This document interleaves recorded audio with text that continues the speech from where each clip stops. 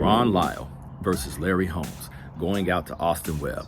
But before we get into the fight, don't forget to subscribe, hit the bell notification, hit the likes, share the channel, share the videos, and all that good stuff. I would greatly appreciate it. So without further ado, let's get into Ron Lyle versus Larry Holmes. And the first thing I notice is Ron Lyle reminds me a lot of Ernie Shavers, except Ernie Shavers is better than Ron Lyle in my opinion. He's tougher, hits harder, has a better chin. But some of the things I like about Ron Lyle, and I'm a big fan of his, is the head movement, the explosiveness, the pressure, the toughness, and the power. Although he lost by knockout against Big George Foreman, that was a great performance. Now, can he go the distance against Larry Holmes like Ernie Shavers did? I don't know. But as far as Larry Holmes is concerned, we all know about his legendary jab. But I like the way that Larry Holmes moved in that Shavers fight. I mean, he moved so smoothly. The footwork was perfect.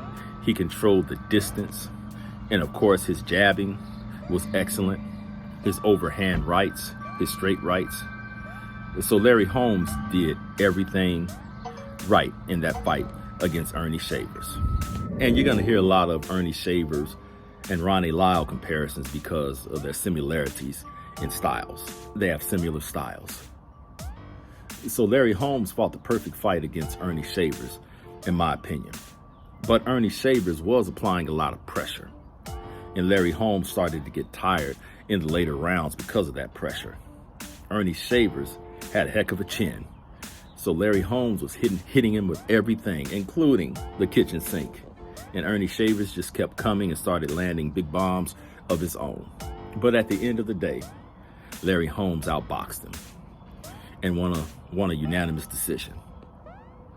So my point is, would Ron Lyle be able to do the same thing? Would he be able to apply the same kind of pressure?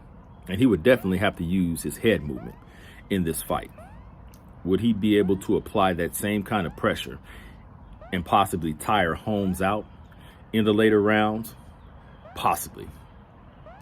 But Holmes at his best was an absolute beautiful boxer. And in that fight with Shavers, I mean, the footwork was perfect. The way he controlled the distance with that snapping jab and his combinations and hand speed, that might be a bit much for Ron Lyle to overcome.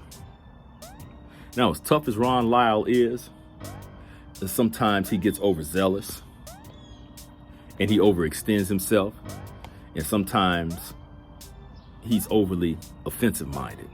Just my opinion, just an observation. I'm not trying to say I know everything. I may not know much, but I'm just a fan with an opinion.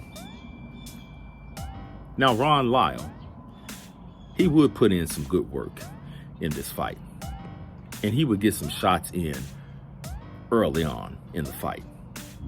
Now, Lyle would definitely attempt to turn this into a dogfight, even having success early on in the fight.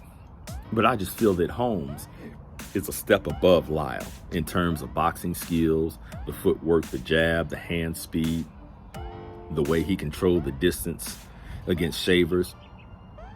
But the difference between this fight and the Shavers fight is, I don't think Lyle is going the distance.